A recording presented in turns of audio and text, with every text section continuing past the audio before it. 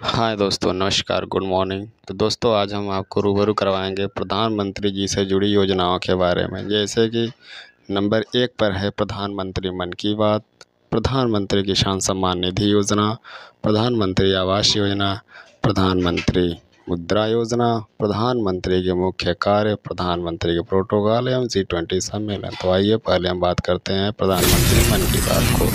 प्रधानमंत्री मन की बात में प्रधानमंत्री श्री नरेंद्र मोदी जी ने हम लोगों के बीच में कुछ योजनाओं से जुड़ी कुछ महत्वपूर्ण बातें हम लोगों के समक्ष रखी हैं, जो इस प्रकार हैं।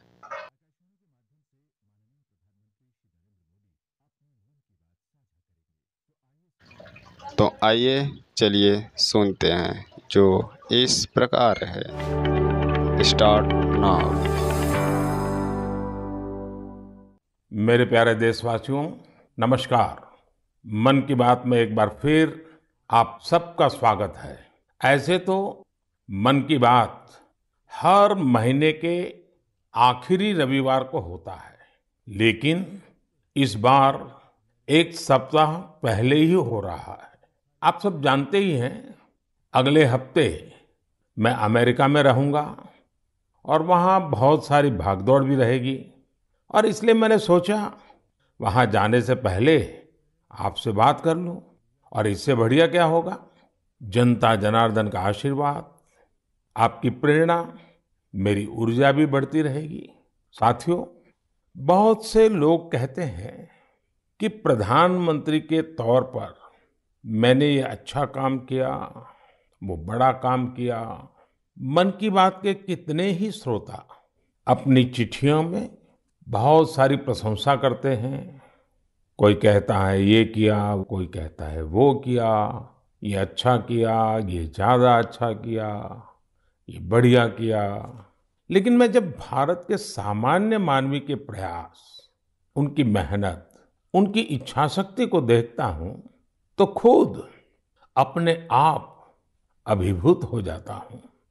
बड़े से बड़ा लक्ष्य हो, कठिन से कठिन चुनौती हो, भारत के लोगों का सामूहिक बल, सामूहिक शक्ति हर चुनौती का हल निकाल देता है। अभी हमने 2-3 दिन पहले देखा कि देश के पश्चिमी छोर पर कितना बड़ा साइक्लोन आया। तेज चलने वाली हवाएं, तेज बारिश, साइक्लोन बिपरजॉय ने कच्छ में कितना कुछ तहस नहस कर दिया। लेकिन कच्छ के लोगों ने जिस हिम्मत और तैयारी के साथ इतने खतरनाक साइक्लोन का मुकाबला किया, वो भी उतना ही अभूतपूर्व है। 2 दिन बाद ही कच्छ के लोग अपना नया वर्ष यानी आषाढ़ी बीज भी मनाने जा रहे हैं। ये भी संयोग है कि आषाढ़ी बीज कच्छ में वर्षा की शुरुआत का प्रतीक माना जाता है। मैं इतने साल कच्छ आता जाता रहा हूँ, वहाँ के लोगों की सेवा करने का मुझे सौभाग्य भी मिला है, और इसके लिए कच्छ के लोगों का हौसला और उनकी जिजीविषा के बारे में मैं अच्छी तरह जानता हूँ। 2 दशक पहले के विनाशकारी भूकंप के बाद जिस कच्छ के बारे में कहा जाता था वो कभी उठ नहीं पाएगा, आज वही जिला देश के तेजी से विकसित होते जिलों में से एक है। मुझे विश्वास है साइक्लोन बिपरजॉय ने जो तबाही मचाई है, उससे भी कच्छ के लोग बहुत तेजी से उभर जाएंगे। साथियों, प्राकृतिक आपदाओं पर किसी का जोर नहीं होता, लेकिन बीते वर्षों में भारत ने आपदा प्रबंधन की जो ताकत विकसित की है, वो आज एक उदाहरण बन रही है। प्राकृतिक आपदाओं से मुकाबला करने का एक बड़ा तरीका है प्रकृति का संरक्षण। आजकल मॉनसून के समय में तो इस दिशा में हमारी जिम्मेदारी और भी बढ़ जाती है। इसीलिए ही आज देश कैच द रेन जैसे अभियानों के जरिए सामूहिक प्रयास कर रहा है। पिछले महीने मन की बात में ही हमने जल संरक्षण से जुड़े स्टार्टअप्स की चर्चा की थी। इस बार भी मुझे चिट्ठी लिखकर कई ऐसे लोगों के बारे में बताया गया है जो पानी की एक एक बूंद बचाने के लिए जी जान से लगे हैं।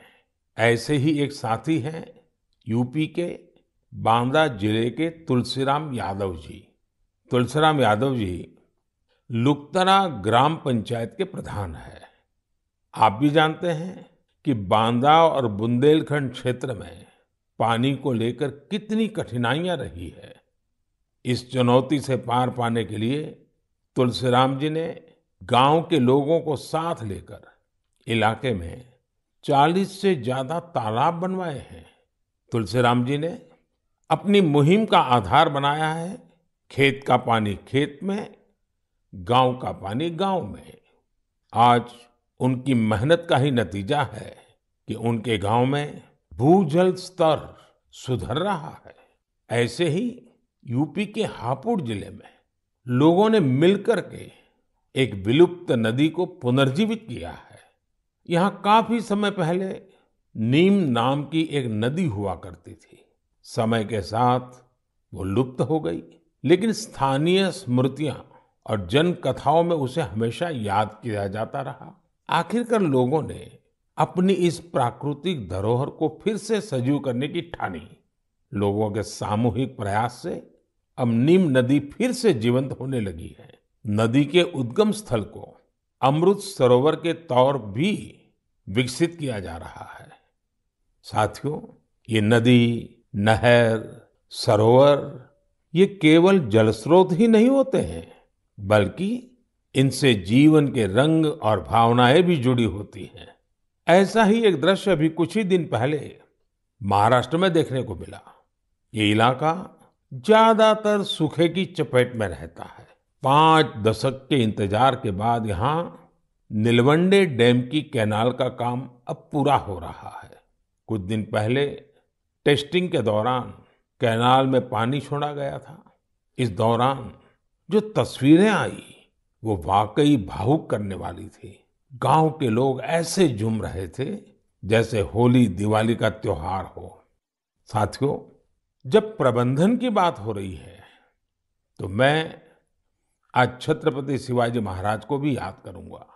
छत्रपति शिवाजी महाराज की वीरता के साथ ही उनकी गवर्नेंस और उनके प्रबंध कौशल से भी बहुत कुछ सीखने को मिलता है।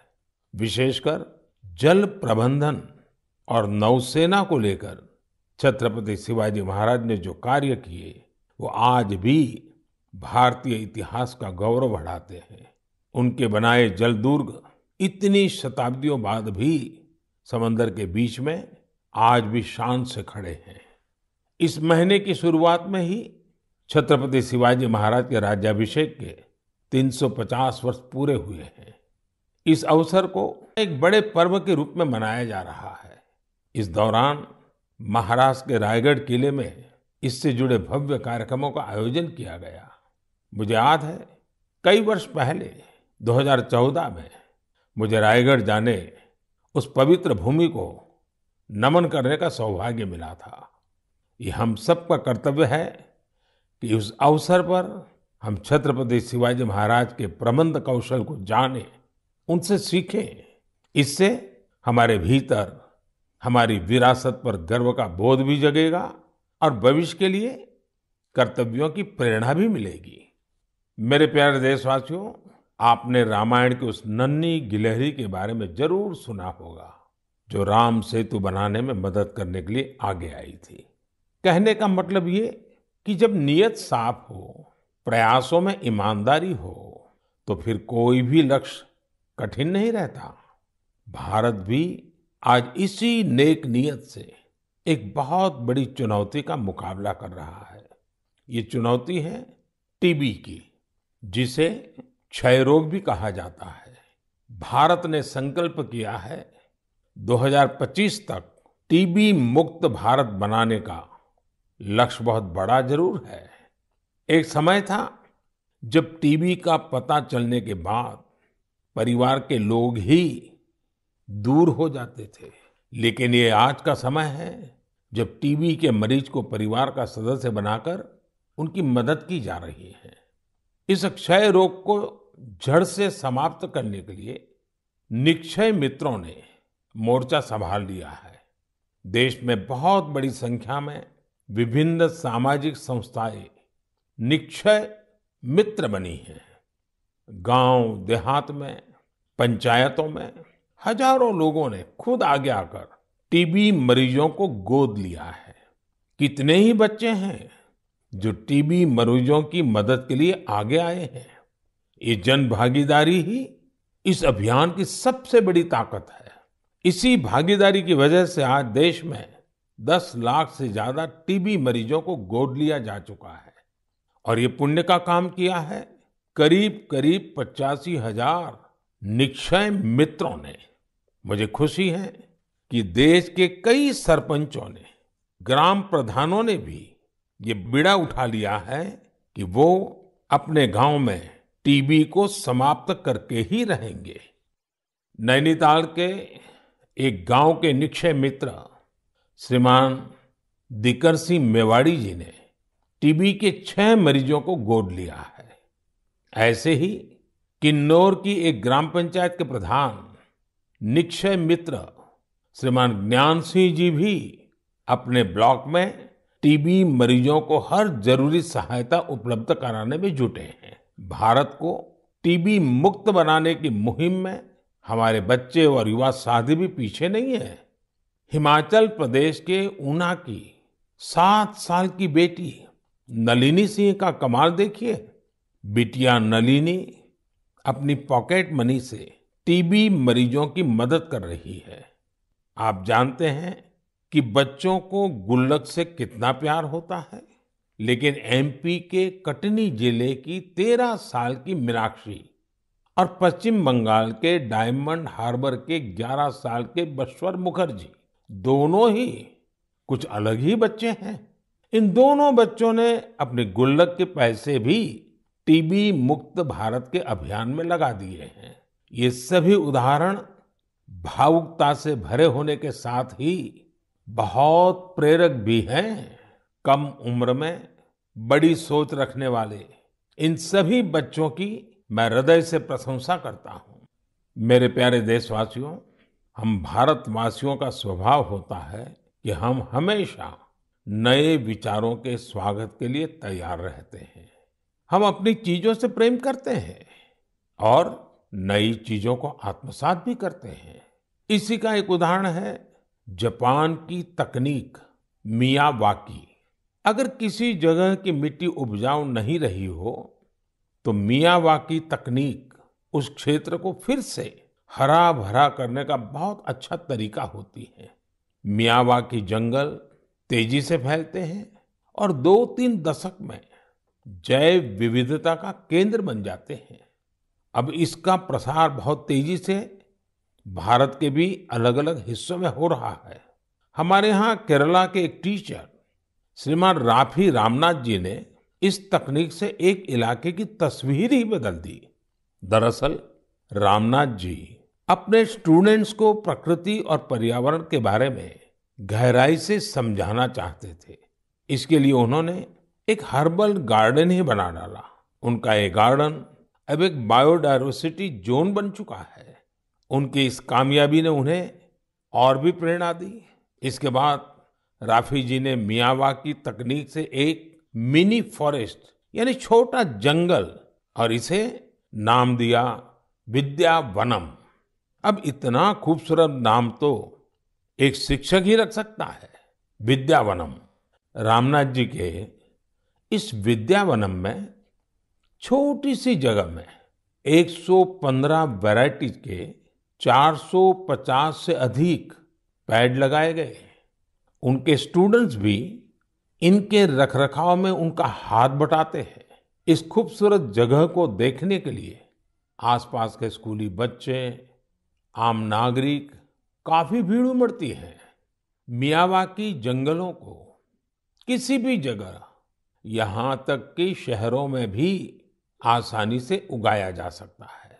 कुछ समय पहले ही मैंने गुजरात में केवड़िया एकता नगर में मियावाकी फॉरेस्ट का उद्घाटन किया था। कच्छ में भी 2001 के भूकंप में मारे गए लोगों की याद में मियावाकी पद्धति से स्मृति वन बनाया गया है। कच्छ जैसी जगह पर इसका सफल होना ये बताता है कि कि मुश्किल से मुश्किल प्राकृतिक परिवेश में भी ये तकनीक कितनी प्रभावी है। इसी तरह अंबाजी और पावागढ़ में भी मियावाकी मेथड से पौधे लगाए गए हैं। मुझे पता चला है कि लखनऊ के अलीगंज में भी एक मियावाकी उद्यान तैयार किया जा रहा है। पिछले 4 साल में मुंबई और उसके आसपास के इलाकों में ऐसे 60 से ज्यादा जंगलों पर काम किया गया है। अब तो ये टेक्निक पूरी दुनिया में पसंद की जा रही है। सिंगापुर, पेरिस, ऑस्ट्रेलिया, मलेशिया जैसे कितने ही देशों में इसका बड़े पैमाने पर उपयोग हो रहा है। मैं देशवासियों से, खासकर शहरों में रहने वाले लोगों से आग्रह करूंगा कि वे मियावाकी